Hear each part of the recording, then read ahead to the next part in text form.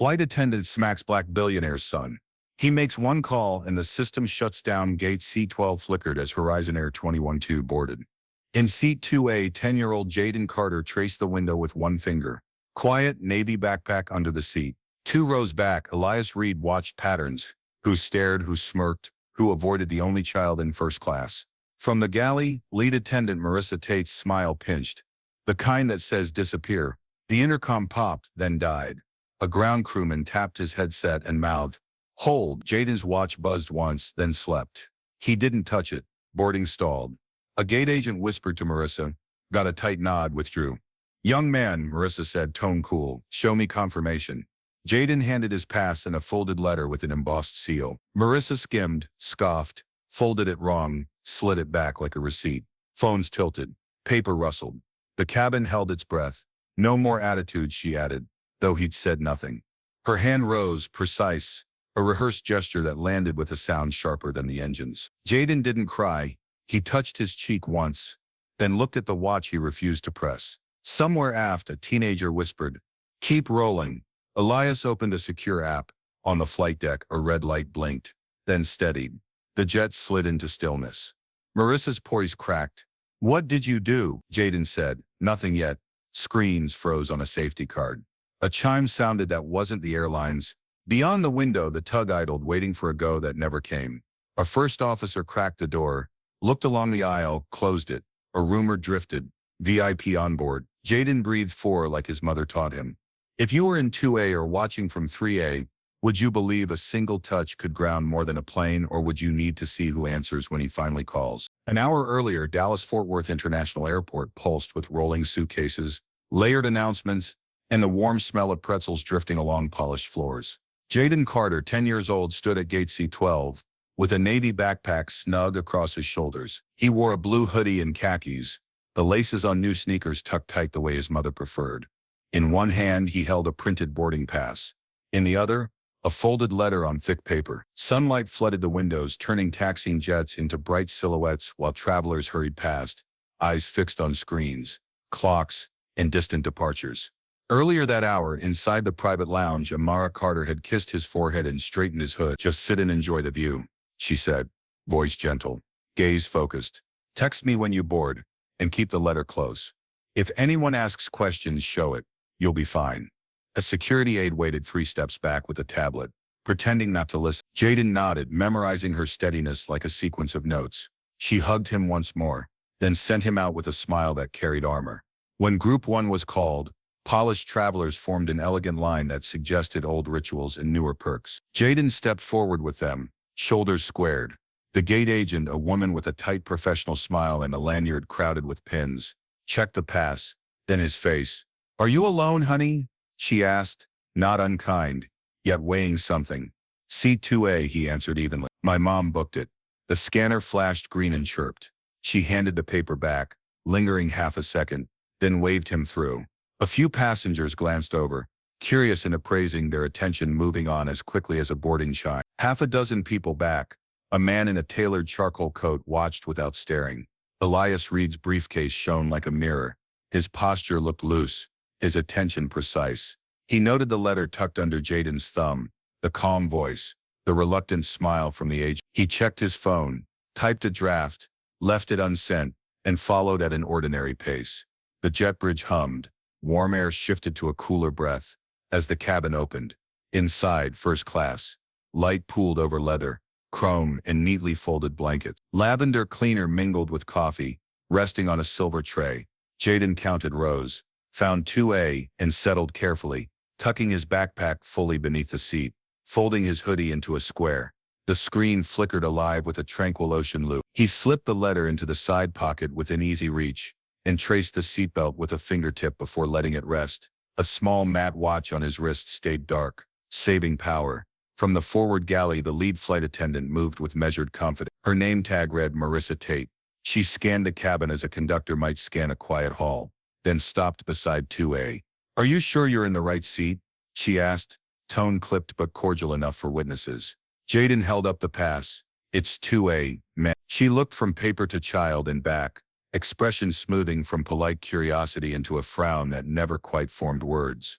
After a beat, She nodded to herself and stepped away, the click of her heels folding into engine murmur. Passengers continued to filter in, a pair of consultants rehearsing a pitch about market signals, an elderly couple trading soft jokes, an influencer with effortless hair, a soldier on leave who chose the window and immediately fell silent. The cabin's sound grew layered, yet Jaden heard every word near him because stillness sharpened his hearing. He opened a paperback mystery and read the first paragraph twice, deciding to like it. Across the aisle, a woman offered a wrapped mint, then hesitated when Marissa appeared with a tray and a composed smile. "Service begins after departure," the lead said. The woman tucked the candy away with an apologetic shrug. Jaden whispered thanks anyway. Elias took 3A and set the briefcase by his shoes. He angled the window shade, then pretended to study the route map while observing the room. The junior attendant near the door kept checking a tablet, brow tightening, then smoothing. The gate agent stepped aboard, handed Marissa a small printout, and murmured something low. Marissa's gaze returned to 2A for a heartbeat before resuming her circuit.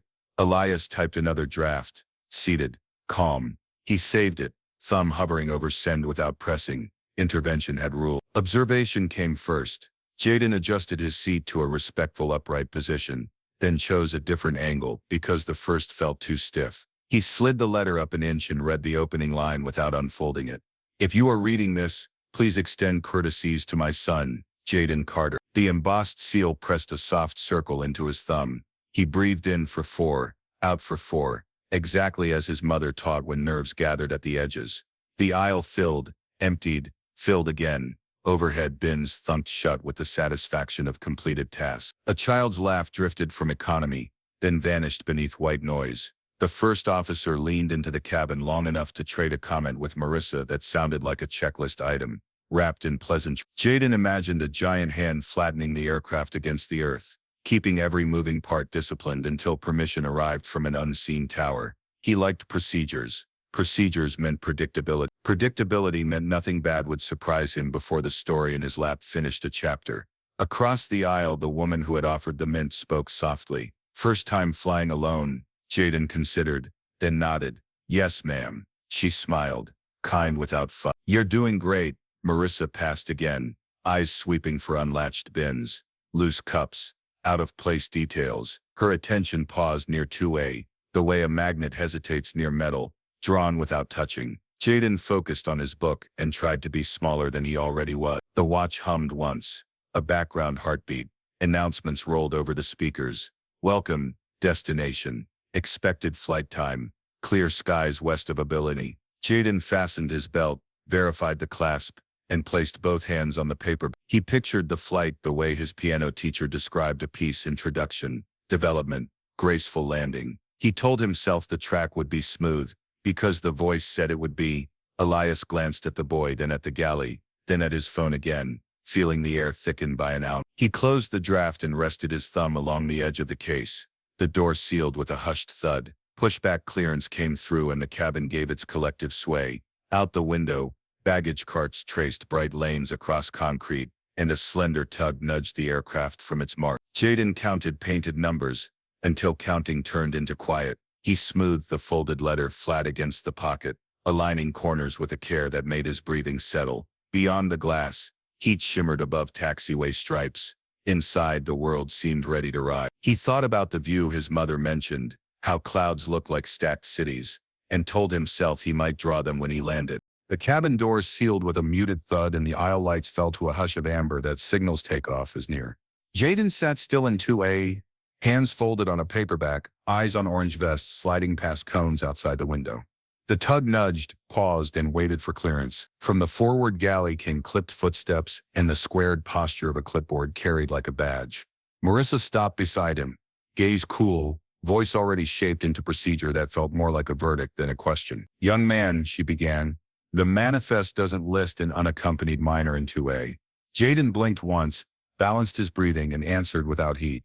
"I have a boarding pass." It scanned. She tilted the board so columns and codes could intimidate. Her mouth tightened. "Show me proof." He unzipped his backpack with deliberate care and drew out a folded letter on cream stock. The gold Carter Foundation seal caught the cabin light. He held it at chest height the way his mother had coached, steady and respectful. Marissa glanced for a heartbeat, then let impatience harden into action before fairness had a chance to speak. She pinched the page and tore through the center. The rip traveled the aisle like a pulled zipper in a silent chapel. Conversation stalled. A woman in 1D gasped. The man in 2C lowered his headphones to his collar. Jaden froze, shock beating the pain to his skin. He stared at the halves as if they might remember how to be whole. "Move to economy," Marissa ordered, turning her shoulder to block appeal. The command sounded routine, but heat rode beneath it like current under ice. The man in 2C spoke first, voice level. "He's been quiet. Why are you targeting him?" Marissa snapped. "This is crew business." The phrase tried to end the discussion by authority alone. A teenager a few rows back lifted a phone. The influencer across the aisle tilted a lens, framing badges in hands. The soldier farther aft took off his cap and watched, calm, going rigid. Jaden breathed for 4 counts, rose halfway, and lifted the torn letter in his pass like proof that still believed in process. "It says 2A, ma'am," he said. Marissa closed the remaining inches, perfume crisp over disinfectant. "No more debate. You will comply." Height, clipboard, and proximity built a geometry of control around a child who had not moved, except to show documents. Elias in 3A slid his briefcase aside and addressed the aisle with diplomatic calm. The gate scanner accepted his seat. "A supervisor can clarify this in seconds." Marissa did not turn. "Sir, remain seated," she replied, tightening the circle. Her attention returned to Jaden, as if the rest of the cabin were scenery. Jaden kept his chin level. "Please don't tear it again," he said, meaning the letter in something larger than paper. Her hand moved in a clean arc. For a beat it resembled a reach toward the call light. Then her palm crossed the narrow space and met his cheek. The slap cracked through the cabin, sharper than the engine's murmur. Gasps rose and stopped. A timer bloomed red on the woman's phone and silence followed. Not peace, but suspension. The kind that makes every witness decide who they are. Jaden did not cry. Moisture gathered, then held. He sat, gathered the halves carefully, and placed them on his lap with the seal visible like a compass point. Heat spread beneath his skin. A bright coin pressed into his face. The plane rolled a yard and stilled. The safety video froze on a smiling figure mid-gesture. Somewhere aft someone whispered, "Keep rolling," words meant for phones, not wheels. He steadied his breathing and looked forward. Marissa loomed to recapture ground by occupying space. "No attitude in first class," she declared. "Delivering policy like punishment." The line landed absurd, brittle as spun glass. The man in 2C spoke again, unraised voice carrying more weight than volume. "You struck a child." He angled his phone to record sound. The influencer narrowed her lens to capture hands, badge, cheeks, paper, and distance. A consultant's laptop switched from slides to a time-stamped note that read "Witness." Jaden opened both palms to show he held nothing except ruined stationery and patience. His wristwatch lay centered between thumbs, screen dark, button untouched. Restraint read as strength when framed by a dozen cameras. He breathed for 4, then 4 more. Outside, heat wavered above the taxiway. Inside, the cabin felt electrified. The first officer keyed the intercom. Static arrived, then left. The aircraft waited with everyone else. Metal adopting human hesitation. The junior attendant by the door found her voice. "We should call the bridge," she said. Marissa answered without turning. "I have it handled." The words sounded like glass, tapped too hard. The soldier murmured, "Ma'am, please step back." The elderly woman beside him added, "Please." Small decencies entered the aisle and stayed. Authority wobbled. The hierarchy that had felt permanent a minute earlier now looked borrowed. Marissa pointed toward Coach. "Gather your things," she said, reaching for the backpack. Jaden lifted it before her hand touched the strap. "Please don't," he replied. Consonants crisp. Her knuckle bumped his wrist. The watch vibrated once, a soft reminder that help lived inside a button. He lowered his arm and chose stillness over escalation. Strategy taught by someone who planned for days like this. Elias set one foot into the aisle. "Let's pause," he said, voice even. He emphasized time rather than title. The woman in 1D lifted her chin. "I have video from the start," she announced. Not loud, simply resolute. A boy farther back echoed, "Same here." Evidence accumulated like quiet snow, soft and relentless. The message to power was simple. "We are looking." The cockpit door stayed shut, but a shadow crossed behind it, proof of motion without announcement. The public address system clicked again and remained mute. The lights along the floor held their faint river of blue. Beyond the glass, a marshal vehicle cruised the line. The tug idled, waiting for instructions that kept not arriving. Inside, adrenaline thinned the air. Passengers chose roles. Speak, film, support, freeze. Every choice added weight to the moment. Jaden tried to align the torn edges. The fibers refused to match. He arranged the halves so the seal looked whole, even though the wound still gaped. The attempt steadied him. Memory of the lounge returned. His mother's kiss, the cadence of instructions, the steadiness in her eyes. He set the paper down gently, knees together, shoes planted, belt secure. He wanted fairness more than victory. He wanted the flight to continue without humiliation. Marissa adjusted her stance, searching for a tone that restored hierarchy. Nothing worked. Security will meet us, she announced, pitching confidence into air that no longer granted it. Comply and we'll depart shortly. The contradictions sat there, obvious, threatened, then promised speed. The cabin withheld agreement because trust cannot be ordered back into existence. The silence that answered her was not fear. It was judgment. The man in 2C marked a boundary. We're waiting for a supervisor, he said. He did not shout or posture. He placed a line anyone decent could respect. The soldier nodded. The influencer lowered her camera angle to spare the child's full face, while preserving truth. The junior attendant gripped the interphone and looked at Jaden with something like apology. The Cincy again entered and stayed. Jaden tucked the letter pieces into the pocket so they would not tear further. He set the pass on top and centered his hands, thumbs touching lightly. He could press the button and end the argument by summoning a name that would collapse resistance faster than gravity. He chose to wait. Waiting became power because cameras, witnesses, and conscience had assembled. The plane paused once more. A chime sounded, then fell quiet. Expectation gathered like weather on the horizon, bright and charged. It waited. Jaden's fingers found the watch against his pulse, a matte circle warm from skin and worry. He pressed the crown to wake it, then held it for 4 seconds. A soft vibration answered, followed by a single dot pulsing beneath the glass. In the cockpit behind the reinforced door, a red icon blinked alive on a discrete panel. The captain touched it with a knuckle, reading a code that did not belong to any routine checklist. A narrow line displayed the flight number, the seat, and a status flag that suggested immediate coordination. He glanced at the first officer, then at the taxiway ahead, and eased the thrust back a notch until the jet crept to a halt. The intercom crackled with a clean, careful tone. Ladies and gentlemen, we are holding position per ground control. Marissa's posture, honed by years of choreographed certainty, shed a shade of color. What did you do? She asked. Each word paced like a warning, not a question. Jaden looked up, cheeks still warm where the slap had landed, and answered with a steady voice. I want to call my mom. The woman in 1D angled her phone, lens catching badges, hands and the halves of a formal letter on cream stock. This is going viral, she breathed. Astonishment, braided with resolve.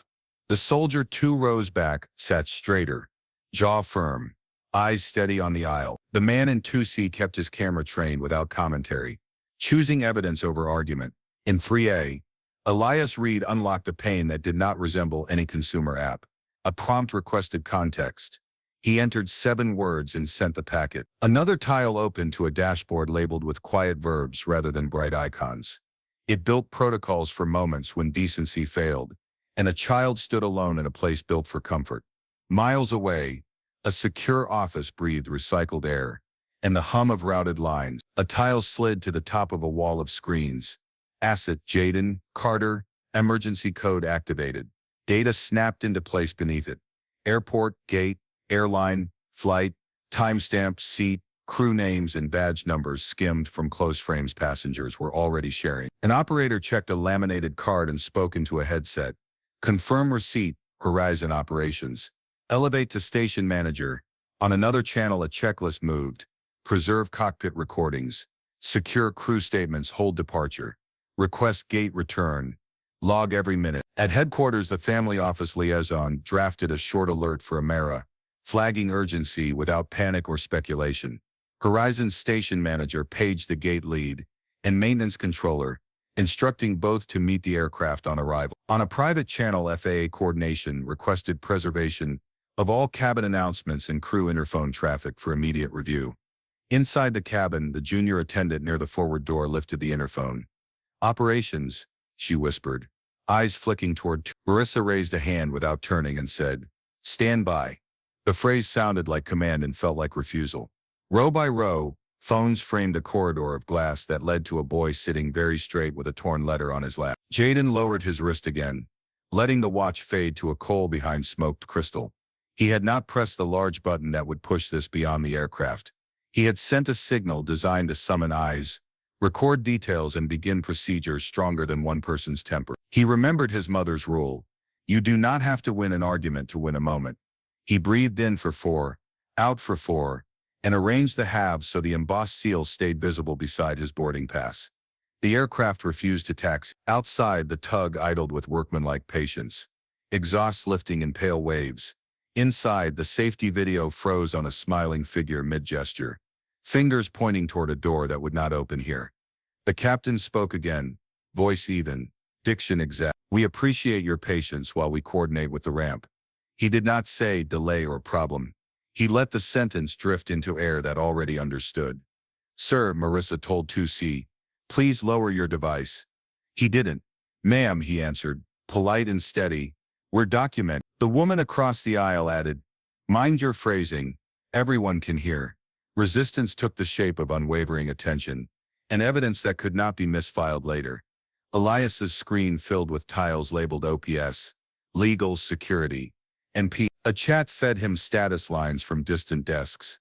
Wrote police through airport command. Advise corporate of exposure. Preserve crew communications. Request raw passenger files via a secure link. He flagged one line and typed child stable. No medical. Another window logged the captain's announcement and matched it to telemetry, showing a stationary jet. Marissa searched for a script and found none that fit the room she faced.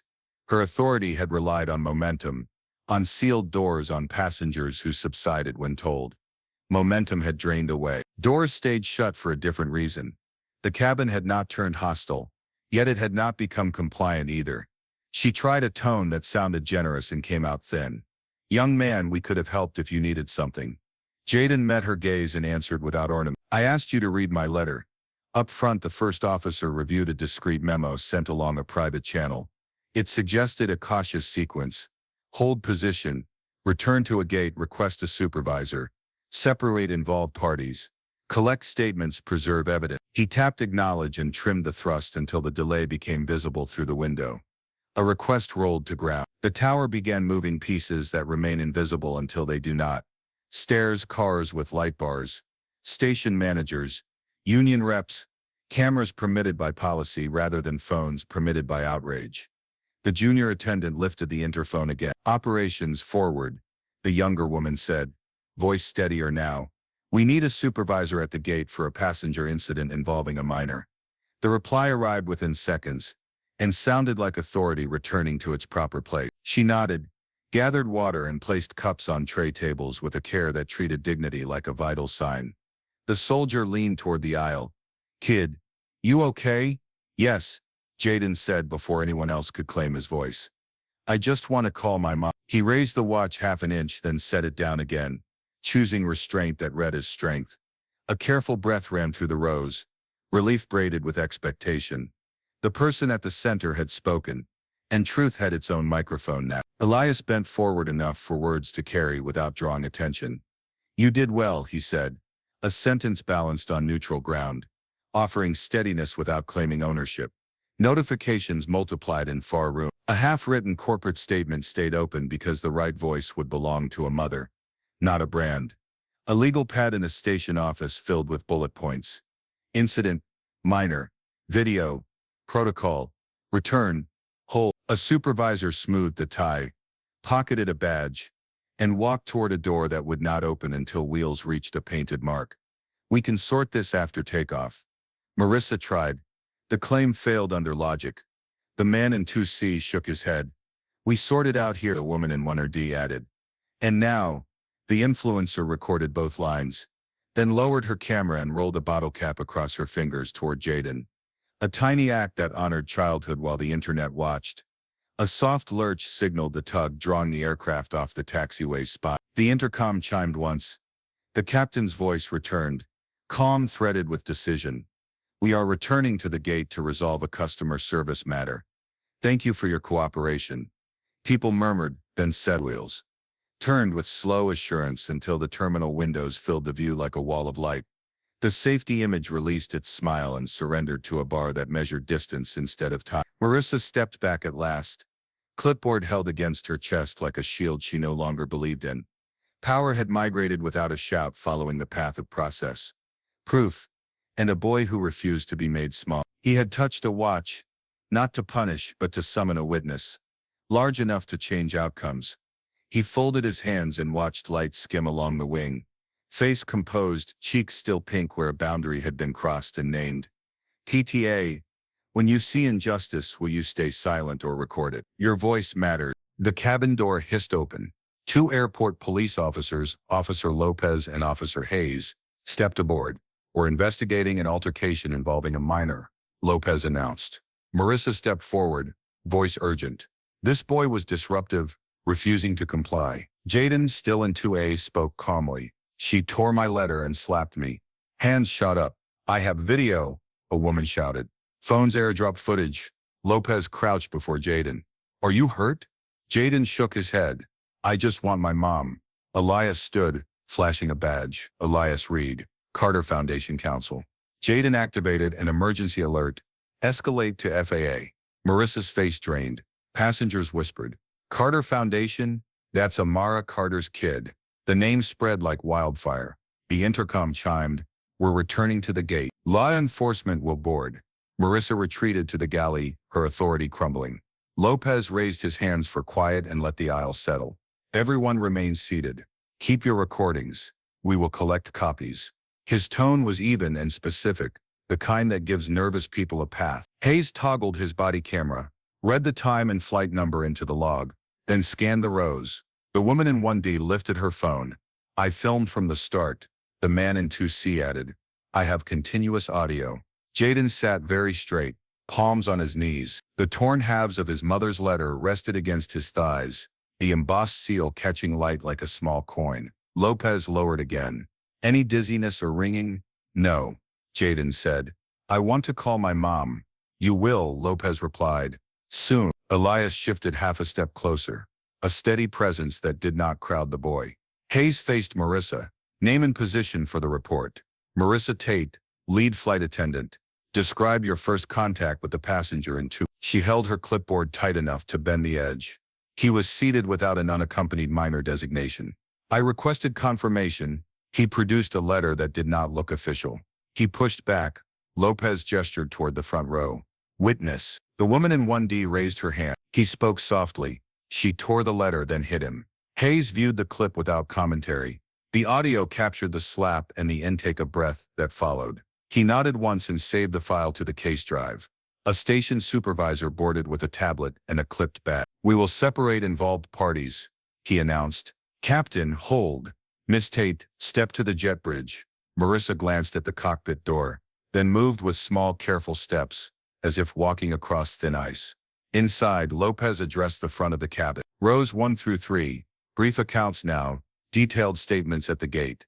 Label your files with seat and time. Do not trim. Lela, the junior attendant, poured water for Jaden and set the cup on his table with quiet care. Take your time, she said, voice low, eyes apologetic and brave. Elias opened a secure app on his phone and entered a short status return to gate. Police on board. Minor checked soon. Crew separated. Evidence incoming. A reply appeared almost instantly. FAA notified. Station manager en route. Maintain transparency. Prioritize the child's wishes. Paramedics stepped aboard with a compact kit. Hi, one said. May I look at your cheek? Jaden agreed. A penlight traced pupils. Cool gel touched warm skin. Superficial redness. No swelling. Vitals normal, the medic reported, glancing at the camera for the record. We will leave documentation for the guardian. The captain spoke over the intercom. We remain at the gate during the investigation. Thank you for your patience. On the jet bridge, the supervisor began an audio interview. State your name and role. Marissa Tate, lead flight attendant. Describe your actions. She recited policy language, then faltered. I reached to redirect him. The video shows contact with the face. He said, do you dispute that? A long beat. No. He logged the answer, then explained that a union representative would be notified and that she was relieved from duty pending review. Marissa nodded without looking up. clipboard now hanging useless at her side. Hayes managed the intake of file. Airdrop to this address, then confirm seat and timestamp, he instructed.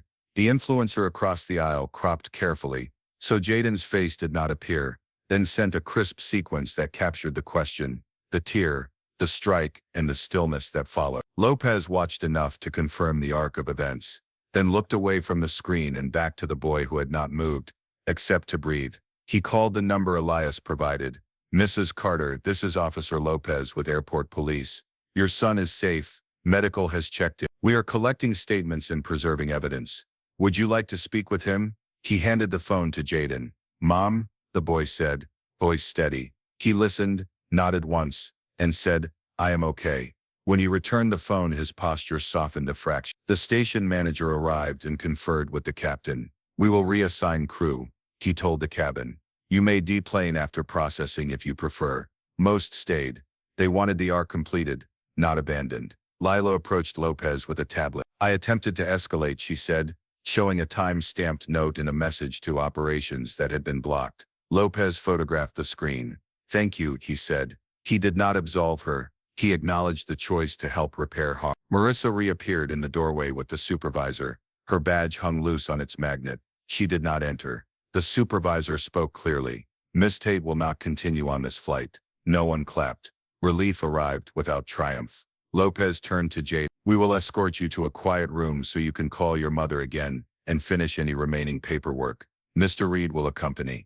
Jaden stood, slid the letter halves into his pocket, and adjusted his backpack strap. The aisle parted. Cameras angled down. Attention changed from exposure to care. They stepped onto the jet bridge. Air felt cooler and less charged. Jaden matched Lopez's pace. Sneaker squeaks keeping time. Thank you for listening, he said. That is our job, Lopez replied. Today the whole plane helped. Elias added, you helped by staying calm. Jaden nodded, a small acknowledgement that courage sometimes looks like stillness.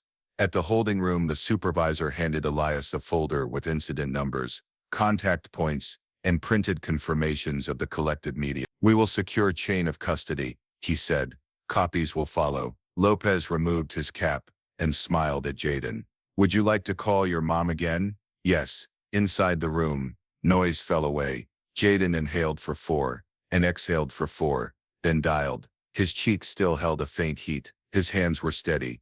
On the concourse, the story already moved outward in 100 directions, but in here the world had narrowed to a phone, a child, 2 officers, a lawyer, and a door closed against spectacle. Jaden said, hello, listened a long moment, and answered softly, I am ready to come home. Lopez logged the final timestamps for the cabin phase and prepared the handoff to the station office. The station manager confirmed that all communications, interphone audio and cockpit notes would be preserved under federal guidelines, and the captain signed the supplemental log before release. Hayes coordinated with the gate lead to document chain of custody for every passenger clip, then thanked the row. Jaden finished the call, wiped his cheek, and held the phone to his chest like a shield that needed no battery.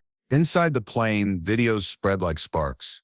A teen in 14B lifted his phone, typed flight attendant slaps kid in first class, and posted. Within minutes, the clip hit 15,000 views, comments rising like cabin chimes. A woman in 1D uploaded a longer angle that captured the question, the rip of paper, the strike, and the stunned hush.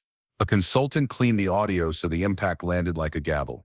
Airdrops fluttered across rows. Someone created a shared folder labeled 2A raw, then added a note listing seat numbers and angles. Another passenger transcribed dialogue line by line, marking silence as deliberately as speech. She hit him twice. One caption claimed, wrong on the count, yet true in fury. Beneath it, strangers offered pro bono counsel and complaint templates. In the galley, Lila Chin printed the manifest again and forced herself to read slowly.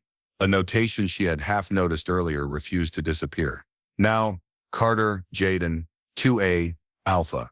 Not a snack code, not a seat request. An internal protection flag. She tried operations again, saw her earlier blocked message, and added another record so truth wouldn't evaporate. Flight 2114, Jaden Carter, slapped, escalation blocked. Beyond the windows, lenses multiplied. A local stringer hustled down the concourse. 2 producers hovered by the jet bridge door, whispering into headsets. Rumors outran facts. A black SUV, idling near the ramp, a jet inbound from the northeast, a mother whose name could jam switchboards. The signal landed, Mara Carter posted. My son was assaulted on Flight 2114. Thank you to those who recorded and helped him. I'm en route. She did not mention money or lawsuits. She said son, recorded helped. Reporters pivoted from chatter to breaking coverage. A cable producer cut a teaser. Developing viral video shows airline crews striking a child. A congressional staffer requested contact information. A child safety nonprofit offered resources for traveling families. Horizon Airlines tried to steady the narrative with one line. We're reviewing the incident, replies boiled. Reviewing, wrote one user. She hit a child. Fire her now. Justice for Jaden. Side-by-side posts appeared. Corporate values on one side, the rip and slap on the other. A retired attendant wrote, de-escalation is day one training. Striking violates policy and humanity. Redacted screenshots of the alpha flags circulated. Amateur sleuths explained codes and posted glossaries. Crew chats lit in parallel. Union reps urged members to wait for counsel, record facts, avoid speculation. Station managers aligned on a simple sequence. Preserve cockpit and interphone audio. Collect passenger files. Separate involved parties. Coordinate with police. Communicate only what is certain. The airport authority posted a neutral update. Officers on board, all parties cooperating. A professor of media ethics threaded thoughts on bystander justice and adolescent privacy. Inside the cabin, Officer Lopez asked the forward rows to airdrop originals to a secure address and thanked each sender by seat.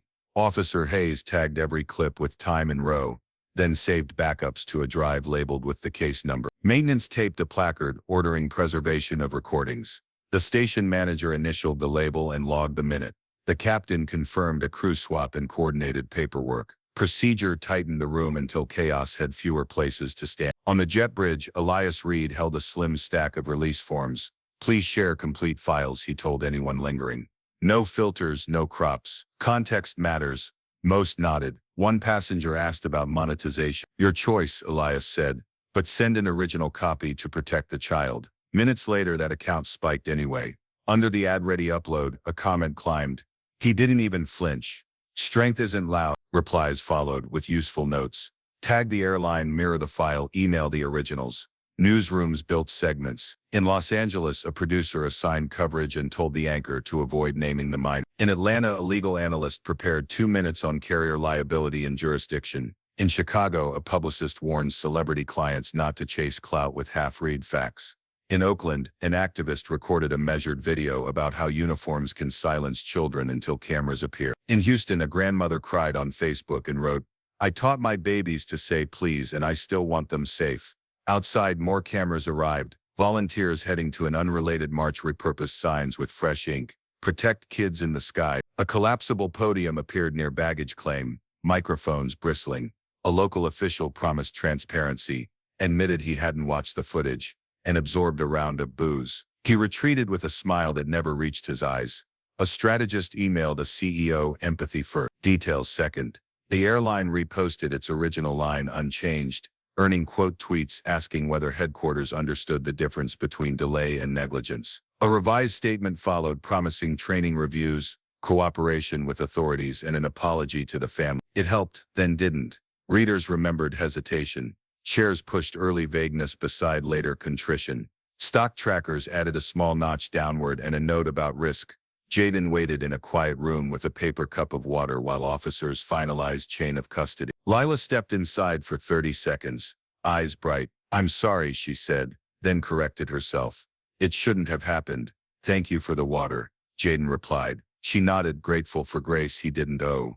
In the corridor, doors opened. A woman with a deliberate stride approached, hair swept back, phone in one hand, calm contained like weather behind glass. Amara reached her son and knelt. She hugged him and the hallway seemed to inhale. He exhaled, shoulders easing. She whispered. He answered. For a breath the storm quieted. Then questions arrived in a blunt wave. Will you sue? Is the airline lying? What happens next? Amara faced the lenses and spoke clearly.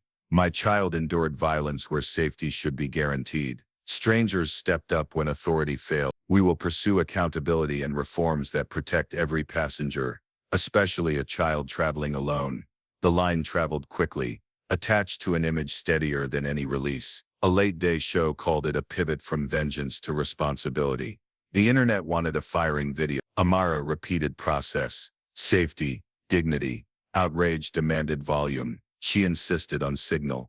People began asking for specifics. Cameras on crews, transparent complaint databases, escorts for unaccompanied minors, consequences that outlast news cycles. By sunset, the hashtag crossed languages. Subtitles appeared, then dubs. A school counselor shared resources for kids who witness violence. A therapist explained box breathing and why it calms the nervous system. The influencer who masked Jaden's face released a longer video about protecting minors online and demonetized the clip. Her audience responded with thanks instead of daggers. Through it all, the original angles kept looping. The rip of paper, the flat sound of a palm against a cheek, the stillness that followed. People noticed the watch Jaden never abused. Many wrote about the discipline it takes to hold power and use it to summon procedures, rather than chaos. The story began with a slap. By nightfall, it became a ledger of choices. Who recorded, who intervened, who apologized, who deflected, who listened, who learned, pushing momentum toward reform because ordinary strangers refused to look away. CTA share Jamsist for Jaden to demand accountability. Don't let this fade. Marissa returned to the cabin, trying to steady a composure that had thinned to a fragile edge. She moved through aisles with clipped steps, clipboard pressed to her chest. "Will depart soon," she said. Voice correct but brittle, avoiding the boy in 2A. Around her, passengers watched silently. A hush fell that felt both heavy and honest. It changed how people would remember morning. Jaden sat with the torn letter folded into small, careful squares in his palms, eyes level and steady. He met Marissa's avoidance with a phrase that landed with calm clarity. "You didn't ask my name." The cabin inhaled. The sentence cut cleaner than the slap, revealing an intimacy Marissa had ignored, a child who deserved a question before punishment. Her face registered the impact in a slow, private way. For the first time, she looked startled rather than sure. Her hands trembled where they had been firm enough to arrange service trays minutes before. She tried to search for words that might repair what she'd done, but the audience no longer made space for easy restoration. The authority she had counted on felt borrowed now that others had witnesses. An announcement came through the intercom. Neutral and procedural. "We're grounded. Authorities are boarding." The words moved across the cabin like a taut wire, snapping the remaining ritual of a normal departure. Marissa's jaw worked. Lila, who had tried to escalate earlier and been shut down, clutched a tray and whispered the name she had read on the manifest to a colleague. "He's Amara Carter's son." The whisper traveled faster than a formal briefing ever could. Guilt arrived as a physical thing. It sat in Marissa's throat and warmed her palms whenever she rehearsed an explanation that always sounded thinner than the evidence. She retreated to the galley and stared at herself in the reflective panel, searching for a familiar person and finding a stranger whose hand had crossed an improper line. Regret occurred, but it did not erase the footage waiting in dozens of pockets across the cabin. The procedural engine kicked in. Ground officers would ascend the jet bridge. Statements would be recorded. Evidence preserved. The choreography of accountability moved with mechanical efficiency. It removed chaos by substituting ordered steps. Marissa stood in the galley, clutching the clipboard while colleagues executed tasks she no longer commanded. The aircraft felt like a stage after a performance that had gone wrong. Actors waiting for direction they no longer controlled. Elias stepped in as a quiet steward. He walked beside Jaden with a consoling distance that allowed the boy space, while telling the cabin he would not be alone. Passengers murmured, some offering soft applause, others pressing phones into envelopes of video and audio, each file a record of what had occurred. A woman who had filmed the first moment lowered her camera and dabbed at her eyes. "You did the right thing staying calm," someone said to Jaden, and he blinked, a small, almost surprised expression that looked like relief. When they reached the jet bridge threshold, an officer waited with a neutral posture that made the transition feel official rather than theatrical. The terminal air hit like relief. Jaden descended with the steady gait of a child who had learned to move through adult worlds without losing his bearings. At the foot of the bridge he paused, turned and offered a small nod that belonged neither to triumph nor to defeat, but to acknowledgement. He had been seen. Marissa watched from the doorway and did not follow. Her shoulders curved inward as if to shield against an invisible wind. She looked at the carpet where the boy had sat and then at the galley mirror that returned an image of a woman who had misused authority. She thought of her training, the rule books, the union briefings, and the colleagues who trusted her steadiness. In the reflection, she sought an apology rehearsed but found only the raw shape of responsibility. Outside, the black SUV edged closer to the terminal entrance. Reporters clustered near the doors, notes and lenses poised. When Amara Carter emerged, the scene sharpened. She moved with the composed force of someone who could slow storms by presence alone. She knelt and drew her son into an embrace that folded weight back into manageable pieces. He pressed his head against her shoulder and exhaled a long breath that carried away a part of the morning's tension. Their reunion looked private despite the press nearby, and for a moment the world's noise softened. Reporters angled for space, voices weaving questions, but Amara framed the reply, measured, firm, protective. She thanked those who had recorded and intervened, then stated she intended to pursue accountability and reforms to protect unaccompanied minors. She spoke about policy change and transparent complaint processes and emphasized that public vigilance would be part of lasting improvements. Her words landed with immediate consequence because presence paired with public demand bends systems. Passengers leaned toward the curb. A few approached the family to offer thanks and apologies. A woman who had filmed handed an uncut file to Elias with a quiet, "For your records." Another passenger, eyes wet, said, "Thank you for staying calm. You taught us how to respond." The words felt like small restitution for the public witness that turned humiliation into possibility. Marissa remained inside, alone with the magnetic glare of the galley window. The clipboard slid from her hands and landed on a service cart with a soft, definitive sound. The action felt like a punctuation mark. Around her, colleagues moved through necessary steps, debriefs, log entries. A union rep quietly guided a flight attendant to sit while they discussed next steps. No one shouted, no one cheered. The cabin had been a crucible and now cooled by process. As the family moved away, cameras continued to frame them for the world beyond the terminal.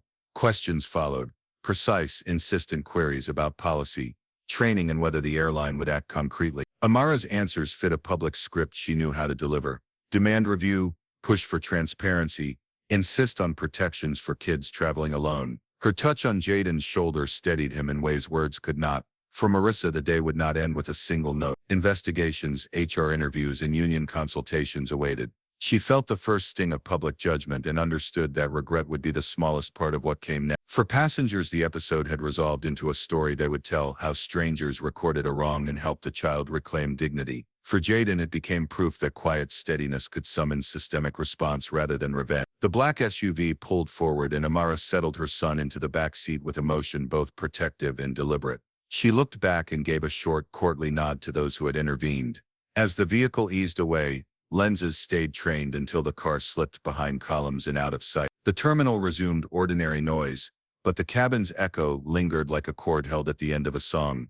The incident had moved from a single moment to a larger arc. It would continue in reports, boardrooms, and perhaps in policy debate. The modest applause that had fluttered inside the plane now looked meaningful. Ordinary people had chosen to witness and not to look away.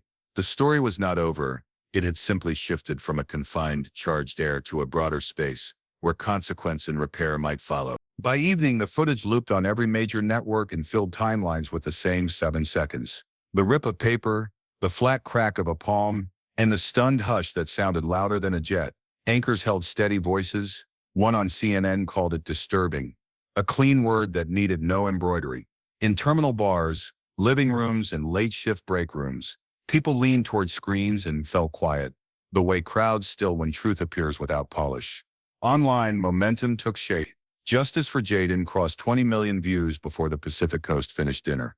Many uploads blurred the child's face while preserving dialogue, letting viewers hear tone, words, and the brief silence after the slap. What began as an isolated humiliation turned into a nationwide civics lesson about evidence, empathy, and power used responsibly.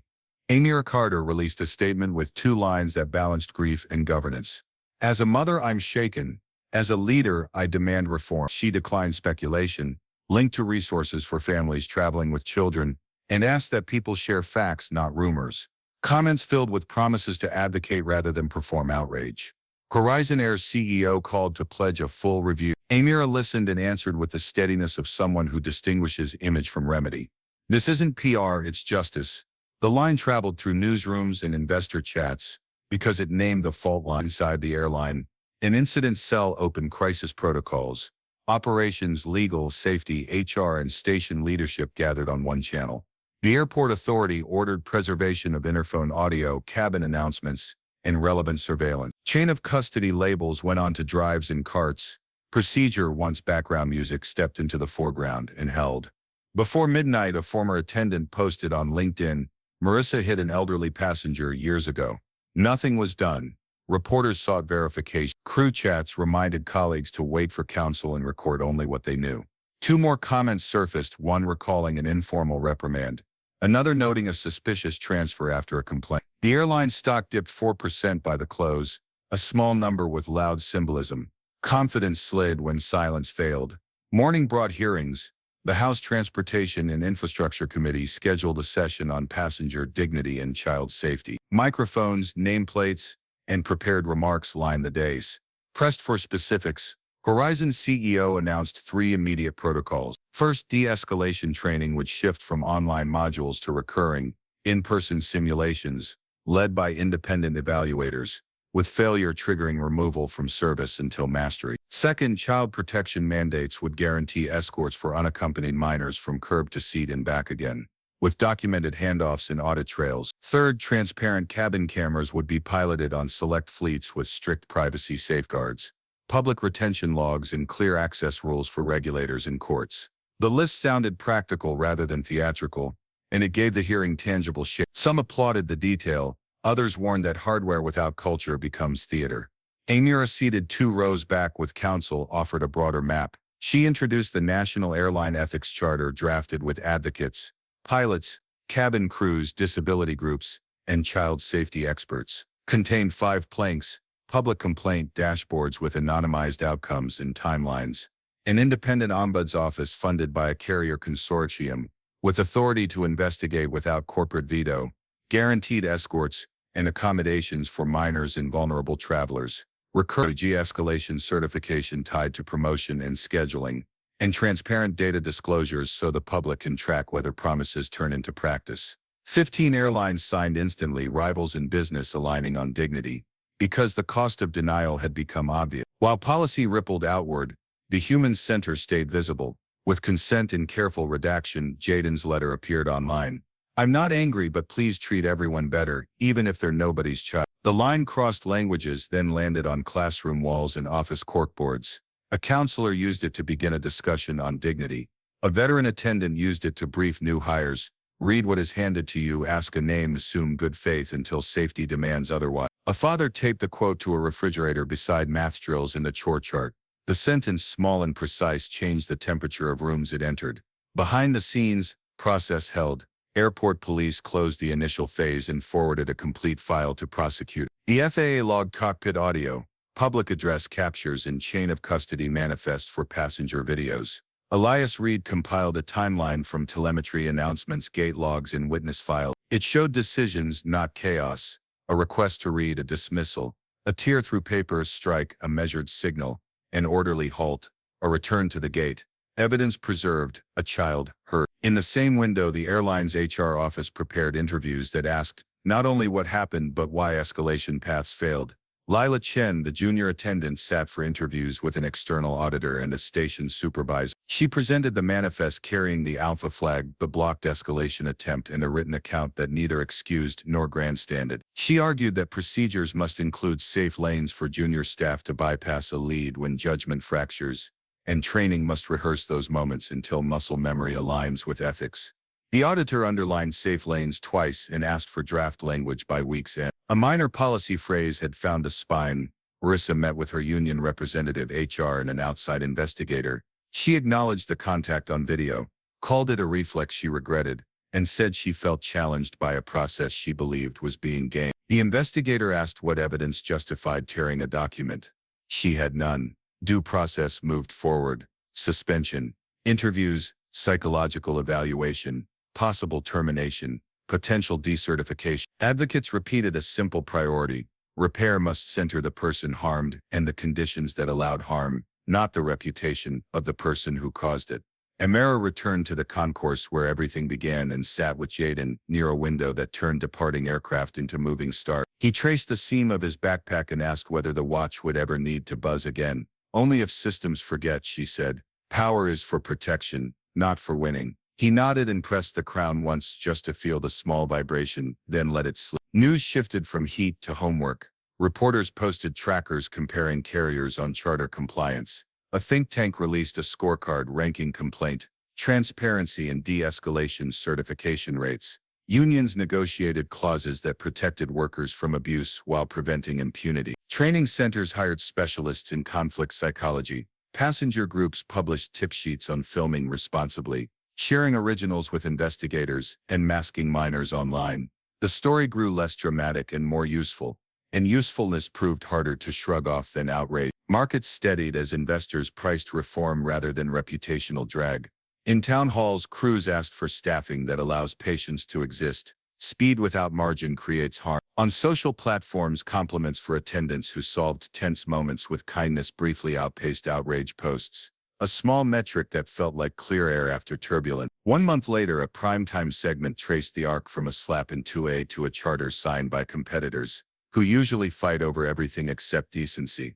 The anchor closed by reading Jaden's line and holding the silence that followed. The screen shifted to a simple graphic listing the 5 planks and the names of the 15 airlines that signed on day 1. Viewers understood the music belonged to people who looked, recorded, spoke up, and then insisted on better rules. A quiet boy in a window seat had reminded adults that procedure is a promise, not a prop. In a Dallas apartment lit by a single lamp and the blue tremor of a muted television, Marissa sat at a wobbling table with her termination letter unfolded beside a cheap spiral notebook. She read the header twice, then the final line 3 times, as if repetition could reopen a door already locked. At last she uncapped a pen and wrote slowly on clean paper. "I'm sorry, Jaden." The sentence looked small against the white margin, yet honest words rarely arrive carrying armor. She kept writing anyway, admitting that she had mistaken authority for wisdom, hurry for safety, suspicion for procedure. She wrote that she would meet investigators, attend training she once dismissed, and speak to crews about the cost of pride. The room hummed with a refrigerator motor and late traffic. She folded the page, slid it into an envelope addressed to a law firm named in the news, and left it near the door like a promise she could still keep. In New York, evening softened glass towers into shadows that looked almost kind. Jaden stood with Amara in their living room, holding the repaired letter the world had studied in clips. On it rested a framed photo of them laughing at a street fair, a ticket stub tucked beneath the glass, a tiny beach fossil, and a candle smelling faintly of cedar. He set the letter beside the photo and aligned the edges until the crease lay straight. "I just wanted fairness," he said. Amara pulled him close, felt his breath steady, and answered, "You made it happen." Outside, the city lights blinked like careful beacons. Across phones and billboards, airline ethics climbed into view, a civic chorus stitched from people who rarely meet in ordinary life. Pilots posted careful notes about patience, checklists, and calm. Cabin crews shared quiet stories about soothing families through storms, midnight diversions, and medical scares. Parents swapped lists for children traveling alone, adding the lesson Jaden had modeled: speak softly, document clearly, breathe with intention, seek help from the person most likely to help. Reporters maintained timelines without drama, linking verified files and flagging unproven claims. At the FAA, the passenger respect mandate cleared its final internal review, then launched as a formal directive. It required documented handoffs for unaccompanied minors, recurring de-escalation certification with independent evaluators, public retention logs for announcement and interphone recordings, and transparent complaint dashboards that tracked outcomes without exposing private detail. Airports prepared new signage explaining traveler rights in brief, accessible language. Carriers scheduled additional staffing to cover training cycles so patients would not depend on luck. Union chapters pushed for contract clauses, tying promotion to de-escalation mastery. Investor notes admitted that dignity, though not a traditional metric, reduces risk. Newsstands stacked fresh editions before sunrise. Boys' letters sparks change. A headline announced above a still photograph of cream stationery on a tray table. Another read, mandate issued, respect first. Broadcasters compared new rules with old practices and interviewed trainers about how habits form. A labor organizer warned that policy without time shrivels. A sociologist explained how cameras transform witnesses into participants, and how responsibility begins when recording ends. Clips replayed the moment that started everything, yet anchors reminded audiences to remember the quiet after the slap, when a child chose restraint over rage. On sidewalks across several cities, Small crowds gathered with handmade signs. Voices rose near terminal entrances, courthouse steps, and neighborhood parks. No single chant dominated, yet a theme repeated in many forms. Reform now, protect the vulnerable, train for grace, publish results. Volunteers handed out water and QR codes, linked to the charter Amara had introduced on the Hill. A barista donated a cambro of coffee to early risers. A cellist played a slow hymn beneath an awning while planes passed overhead like moving stars. Elias watched from a curb and counted more clipboards than megaphones. Process, not spectacle, had finally claimed the stage.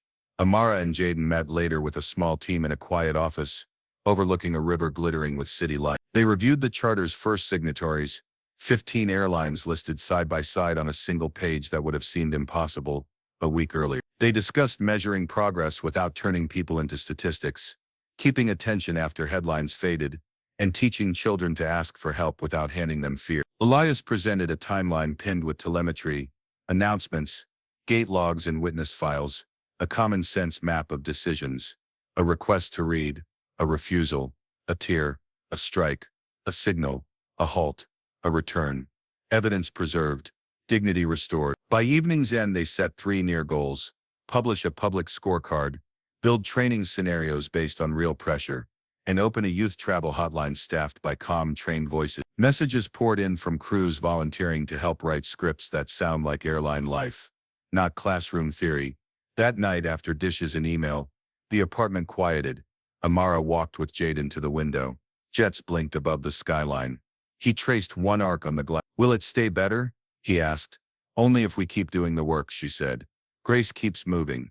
He nodded, absorbing a truth older than headlines, touched the repaired crease in his letter, and let the page rest where he had placed. Elsewhere, Officer Lopez finished his incident file, initialed chain of custody logs, and shut off a desk lamp in a room that smelled faintly of coffee and copier paper. Lila submitted her final statement, then emailed a training lead offering to help design scenarios with real stakes and limited time, the conditions that make patience difficult. The influencer who posted the first clean angle uploaded a follow-up explaining why she masked a miner's face and turned off monetization, then pinned links to nonprofits that defend travelers' rights. A gate manager approved overtime for understaffed shifts, so de-escalation drills would not be squeezed to the margins. A union rep added a line guaranteeing quarterly practice. A parent taped the charter beside a vacation calendar. Morning returned with ordinary noise: bread toasting, wheels rolling, doors thumping, pages turning. In the cabin of a different flight, a crew member took an extra beat to kneel and ask a young traveler's name before checking a pass, then repeated it with a smile as if returning something valuable. Somewhere a supervisor canceled a departure to protect a complaint process. Somewhere a teacher used Jaden's sentence to start a class discussion about dignity. Somewhere a tired worker read the news at lunch and decided to film responsibly if life demanded it. A week later, Amara and Jaden boarded a flight together for the first time since the ordeal. They walked to the jet bridge side by side.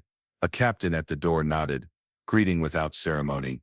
A flight attendant crouched to eye level and said, "Welcome aboard, Jaden," as if the name were a passport to belonging. They found their seats and buckled in.